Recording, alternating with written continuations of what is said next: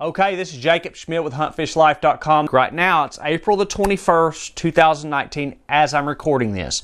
Okay, I'm going to actually talk about a tournament that we fished a week ago on April the 14th. I fished two tournaments since then. I'm going to make two separate videos this week. One to kind of make up last week's video, and one for this week here. I'm going to cover the two tournaments and how we caught fish, any mistakes I felt like we made, and some things that took place. Anyways, we fished the Arkansas Couples Tournament on Lake Degray on the April the 14th.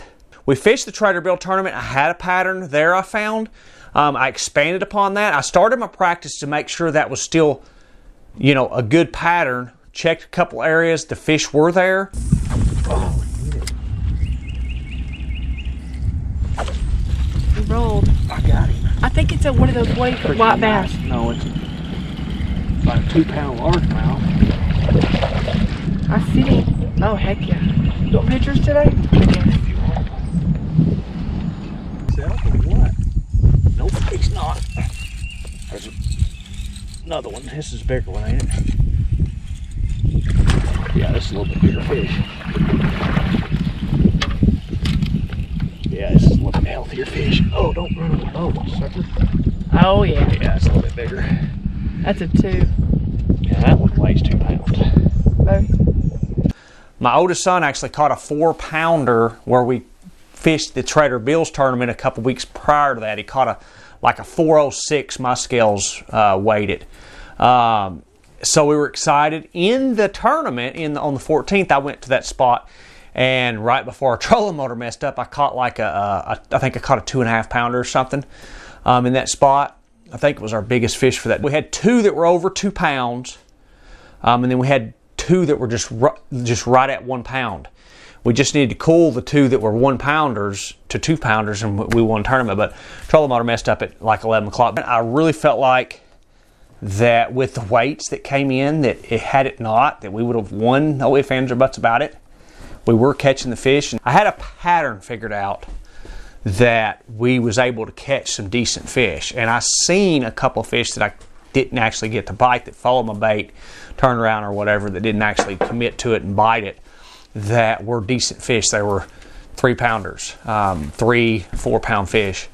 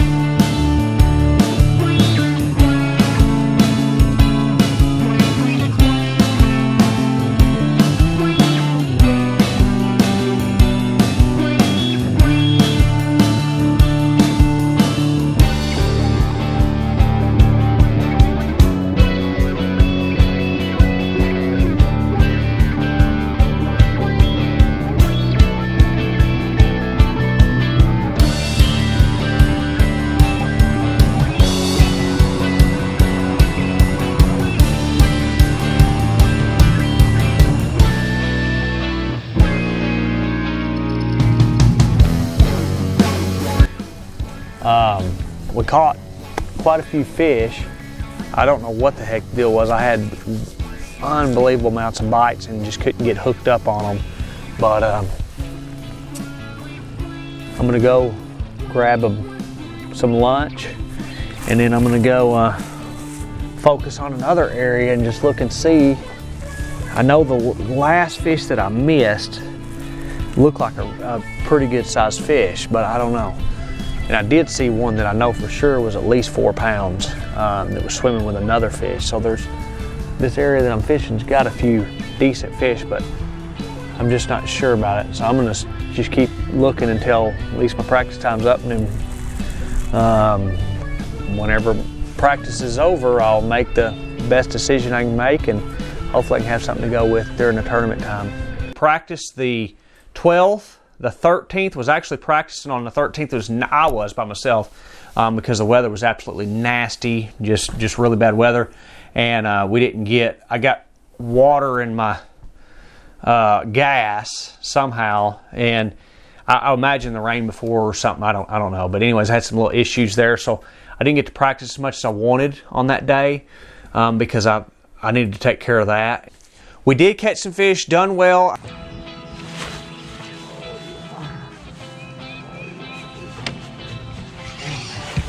Stay on there, 2-pounder.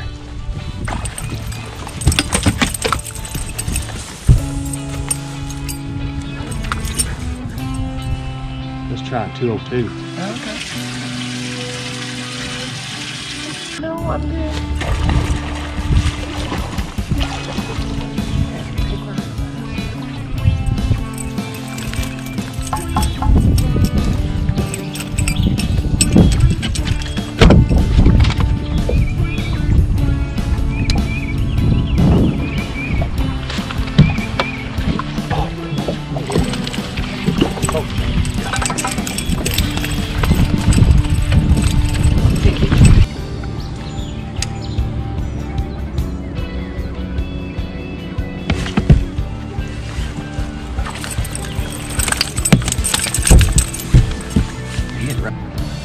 We gotta do a lot of upgrading.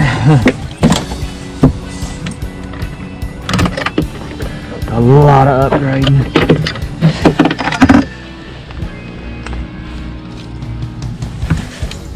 Oh, I got him. I got him. Yank him up in the boat, yank him up in the boat, yank him up in the boat, yank him up in the boat. Oh, that's 20 bucks. Good job, baby. That's good fish. Good job. That's 2-pounder, I think. Good job. Get back out there. When you lift them up in the boat, they gotta be in the boat quick. Good job, honey. They were close to a 2-pounder. Thank you. You're welcome. Thank you. Thank you.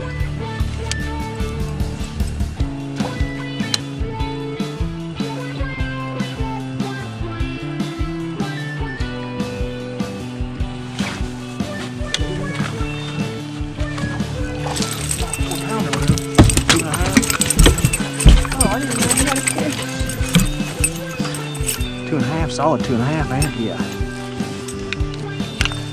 Yeah, baby. That's a big one, I think.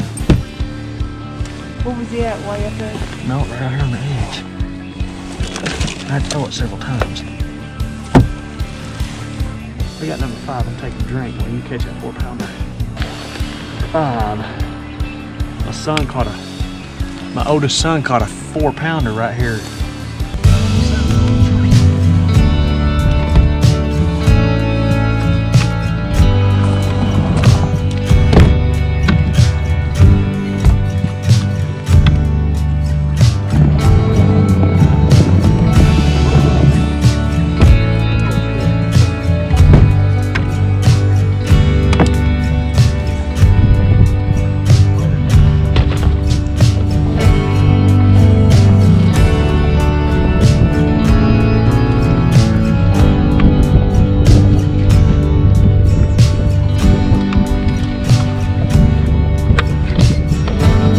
Well, you can pick me in, huh?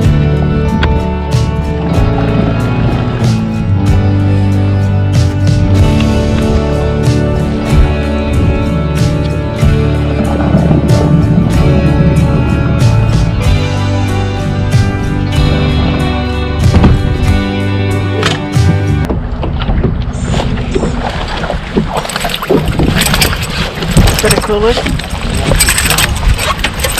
Cool. 12? Oh, he's 13. I don't think he will. I don't think he's on. 99, that one. 90.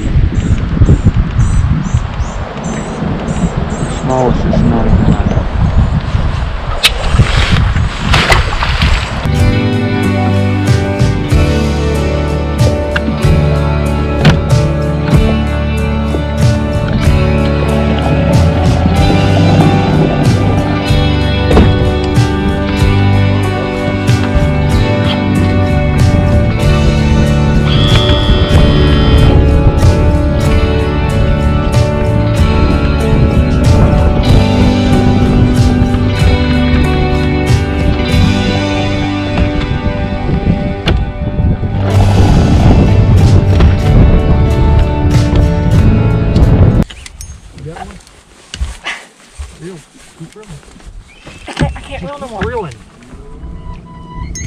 get me home. Keep reeling. Keep reeling. Hold your hook above.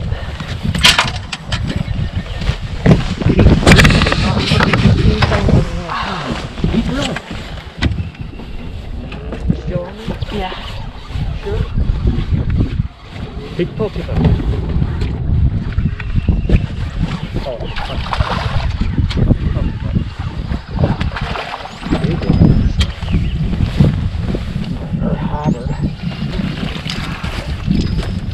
Oh, I was like, oh. Look. Okay, so I'll share with you what the pattern that I was on with these fish. These shallow flat areas here, you can see them on Navionics that they're a pretty shallow flat, and these ditches and stuff run up into these flat. And the spot that I fished in the Trader Bill tournament kind of led me to this. I was just wanting to expand upon what I'd found there, and I looked up on Navionics and Google Earth, and actually looked up on my iPad and was looking at it and found this other area that was pretty similar, especially when I looked on Google Earth. It looked somewhat similar. So I went over and checked it out first thing in practice, and sure enough, the fish was up in there. And what it was, these ditches and stuff would run up into these flats where these fish were pulling in there to spawn, and they were pulling up in these bushes and things. And they were spawning and stuff like that, and there were some fish feeding and whatever. But that's the pattern that I'd found these fish on. And so in the spring, when the fish are spawning, that's something that you can look at, and hopefully on your lake or whatever, the fish will, you can help you to catch more fish. H2O Marine here in Sherwood, Arkansas, they fixed that's my trolling motor mechanic, my boat mechanics, whatever. They got me fixed up super quick on my trolling motor. I took it in the Monday, told them I have a tournament this weekend, which I'm going to talk about in the next video. And they got me fixed up, and they actually contacted, because my warranty was out by like a week through Minn Kota. It's Minn Kota trolling motor. They contacted Minn Kota. Minn Kota, hats off to them. They extended my warranty, fixed my trolling motor free. It was going to cost me like almost $500. Minn Kota paid for it, took care of it, and so I have to thank Minn Kota, had to thank H2O Marine for getting me fixed up that quick and taking care of that. So I look at it, when you do have a problem, how do they take care of that problem? In my opinion, when a company will go above and beyond like that, and extend that warranty for a couple weeks and take care of a $500 bill, that I would have had to pay. I mean, it's like a $1,500 trolling motor, but that's a third of the trolling motor price. You have to really, I feel like it's a good company, and I'll probably stick with Minn Kota trolling motors and stuff for a long time just because of that, and recommend them to anybody else. So, that's kind of my recommendation. Thanks Minn Kota, thanks H2O for getting me fixed up so quick. And guys, I hope you guys enjoyed this video here. Check out huntfishlife.com for more tips, information, things like that on hunting and fishing. Have a good day, and bye-bye.